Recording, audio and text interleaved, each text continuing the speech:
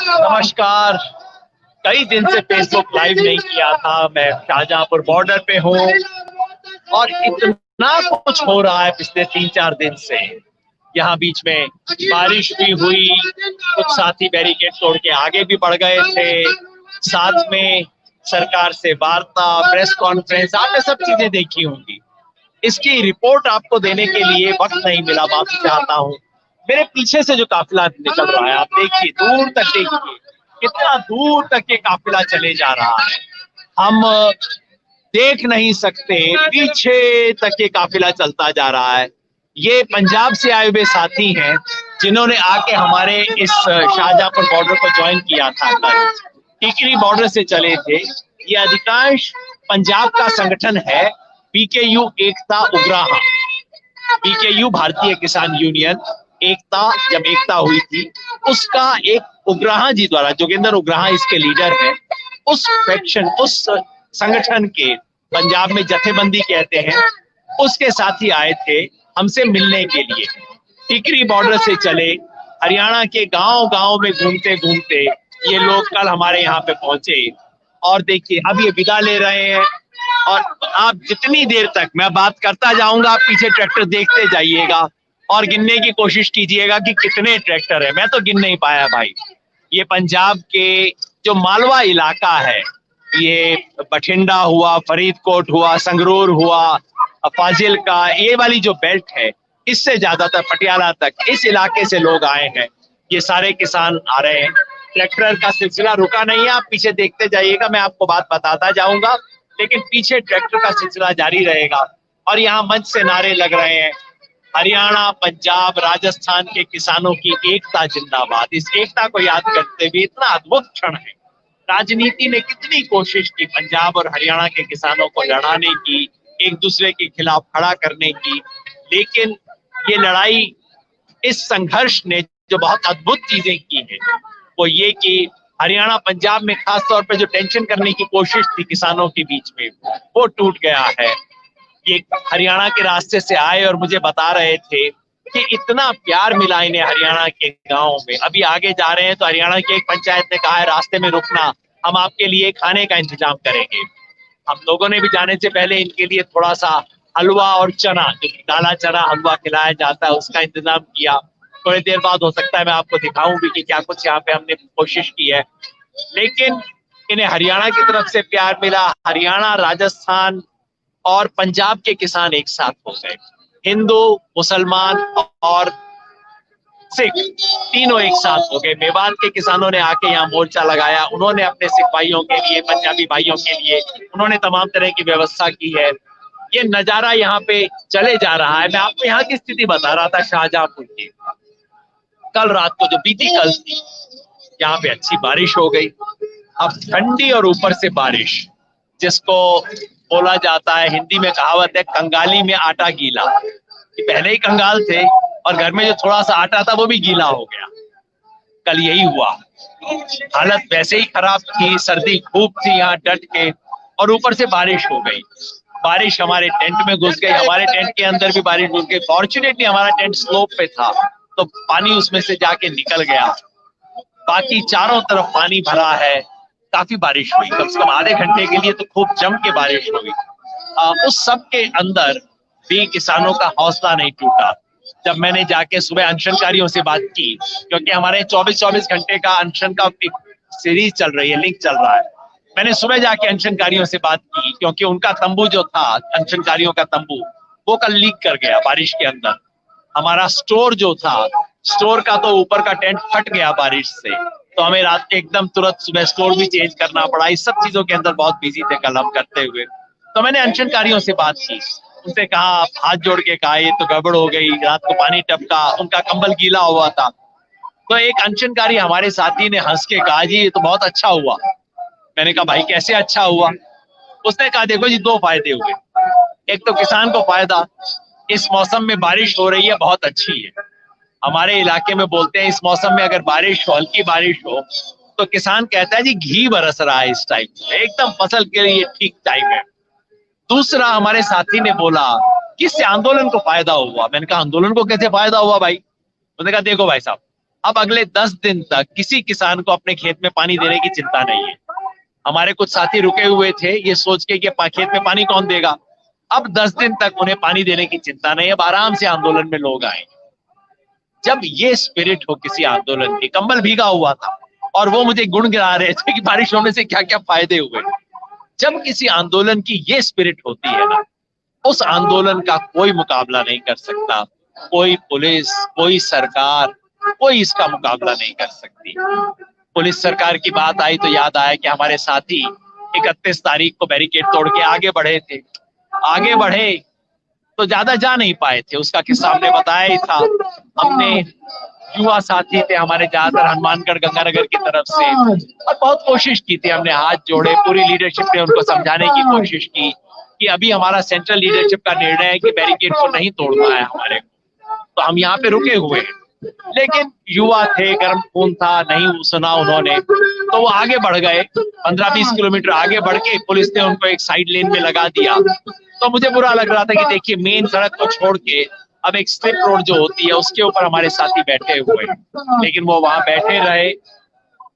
कल उनसे कुछ और साथी जाके हनुमानगढ़ गंगानगर के जुड़े, तो वो आगे जाके अब हाईवे के ऊपर चले गए, हाईवे पे दोबारा गए।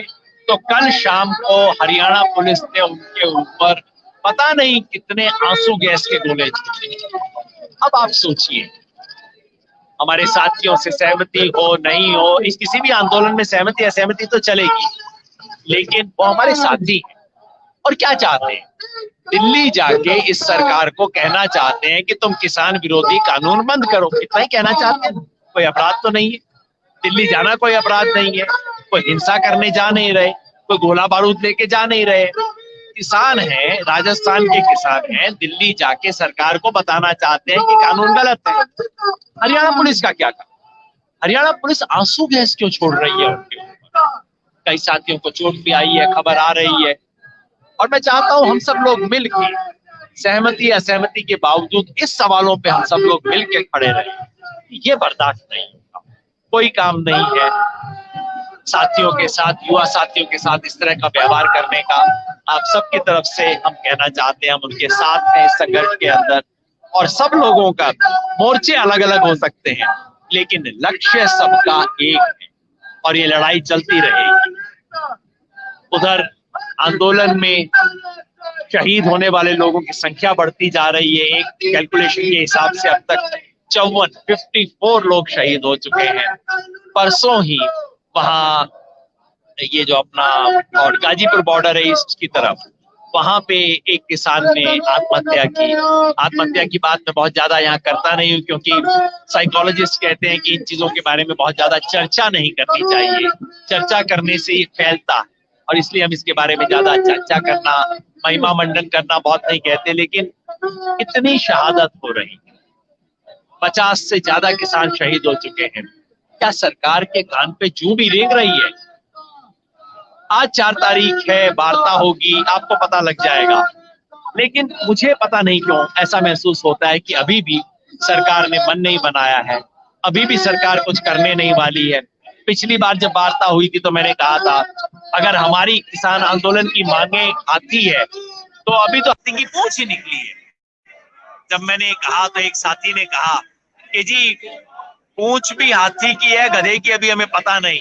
मैंने कहा ये क्यों? कहते ये इसलिए क्योंकि अभी तक सरकार ने जो 2 छोटी छोटी बातें मानी थी, उसमें भी सरकार ने एग्जैक्टली क्या माना है तो लिख के दिया नहीं है। तो हमें तो ये भी नहीं पता कि पूंछ को गधे की है कि हाथी की है, ये हमें पता नहीं है। खैर, इसका आज पता लग जाएगा, बातचीत होगी।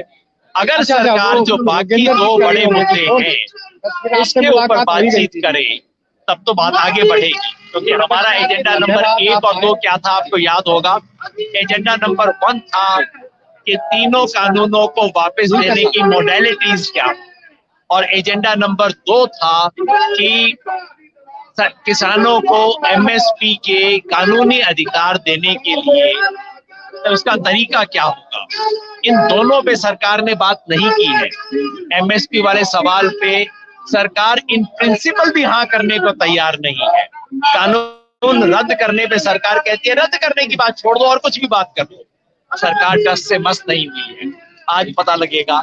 अगर सरकार कुछ आगे बढ़ेगी तो मैं विश्वास दिलाता हूं कि हम सरकार एक कदम आगे बढ़े, हम 2 कदम आगे बढ़ेंगे, लेकिन इन सवालों पे बातचीत तो कीजिए, उसका आज पता लगेगा। और जब बातचीत पता लगेगी, शाम को 2 बजे बातचीत शुरू होगी। पिछली बार की तरह जैसे ही ये बातचीत समाप्त होती है, उसके हम आप तक रिपोर्ट लेके आएंगे। वैसे पीछे आप देख रहे हैं, अभी भी ये सिलसिला चलता जा रहा है। और जरा ऊंचा करके दिखाइए, जितना दूर तक दिख रहे हैं ये ट्रैक्टर चलते जा रहे हैं। ये है किसान आंदोलन की स्ट्रेंथ। जब ये पंजाब के संगठनों को मैं देखता हूँ तो मुझे हमेशा महसूस होता है कि भाई कितनी कमाल की स्ट्रेंथ है इन लोगों की, किस तरह इन्होंने संगठन का काम किया पंजाब के संगठनों ने। इनसे तो पूरे देश के संगठनों को सीखना चाहिए। हम सब के लिए इंस्पिरेशन है पंजाब के आंदोलन को देखना। कितनी तरफ से आप देखिए, सारे के सारे जिनको सरकार आतंकी कहती है, खालिस्तानी कहती है, पाकिस्तानी कहती है, पता नहीं क्या कुछ कहती है, वो देखिए ये सब किसान जा रहे हैं, एक के बाद एक चले जा रहे हैं। लंबा सिलसिला ये चलता जा रहा है। और इस सिलसिले को देख के हमारी एक साथी है अनुराधा, वो आई थी 3 दिन पहले। उन्होंने इस पे एक कविता लिखी, जो कविता आपने फेसबुक पे देखी होगी, जिस कविता में वो कहती हैं, ये प्रतिरोध का पर्व है, ये तो एक मेला है, पर्व है, कुंभ है, धर्म का नहीं, किसी ईश्वर का नहीं, ये प्रतिरोध का, विरोध का, सच्चाई की मांगों के लिए ये प्रतिरोध का पर्व चल रहा है, जो चल रहा है। दोनों तरफ किसान खड़े हैं, राजस्थान के किसान, हरियाणा के किसान, और हमारे सारे साथी मिलके नारे भी लगा रहे हैं इनको विदाई देते हुए। और देखिए हमारे अब महिलाओं ने मोर्चा संभाला हुआ है नारा लगाने में। ये शुरू से आई है हमारी महिला साथी जो कि इस वक्त नारे लगा रही है, तो नारों से विदाई दी जा रही है। उधर आपको एक और मजेदार चीज छोटी सी दिखा दूं, सरकार भी पूरा ध्यान रख रही है। आप देख रहे हैं वो कैमरा, ड्रोन कैमरा, इस ड्रोन कैमरा से सरकार मॉनिटर कर रही है हरियाणा से कि कौन लोग हैं, क्या कर रहे हैं। हो सकता है सरकार को कोई आतंकवादी दिखाई दे जाए, इसके अंदर आपको बताएगी कि कौन कौन से आतंकवादी मिले। आज 4 तारीख को वार्ता है, वार्ता पूरी होगी, उसकी रिपोर्ट हम आपके पास लेके आएंगे, आपको दिखाएंगे कि क्या स्थिति है, वार्ता कहाँ तक आगे बढ़ी है। नहीं तो आप जानते हैं हम इसका अपने पूरे कार्यक्रम का ऐलान कर चुके हैं। आप जानते हैं किसानों ने अब सरकार को अल्टीमेटम दे दिया, 26 जनवरी को 2 महीने हमें आए हुए हो जाएंगे, और वो गणतंत्र दिवस है। गणतंत्र दिवस हमारा गण का दिवस है, सरकारी दिवस नहीं है, वो गण का दिवस है। तो उस गणतंत्र दिवस पर, गणतंत्र दिवस का पूरा मान मर्यादा रखते हुए, उसकी शान में बिना कोई बट्टा लगाए हम किसान अब दिल्ली एंटर करेंगे। और वहां किसानों की इस तरह की परेड देखिए, पब्लिक के लिए कितनी सुंदर परेड होगी। ये परेड भी वहां आयोजित की जाएगी। और इस का पूरा देते हुए आपने सारे कार्यक्रमों के बारे में सुना होगा। 13 तारीख को लोहड़ी है, जिसमें सारे किसान विरोधी कानूनों को चलाया जाएगा। 18 तारीख को महिला अधिकार दिवस मनाएंगे, महिला किसान दिवस, जो महिलाओं की आवाज हम सुन रहे हैं, महिला किसान दिवस मनाएंगे। 23 तारीख को सुभाष चंद्र बोस की याद में आजाद हिंद किसान दिवस मनाया जाएगा।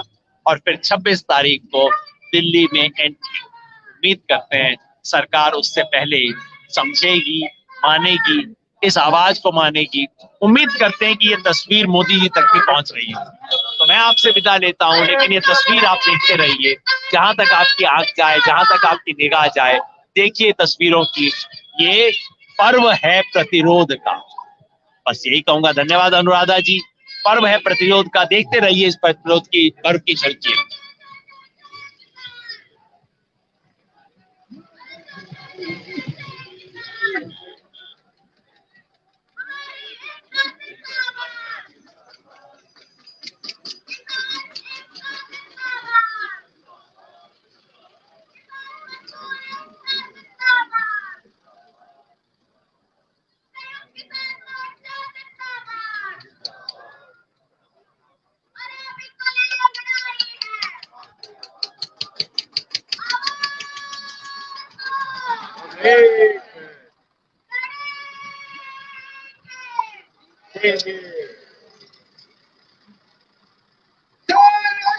जिंदाबाद। जिंदाबाद।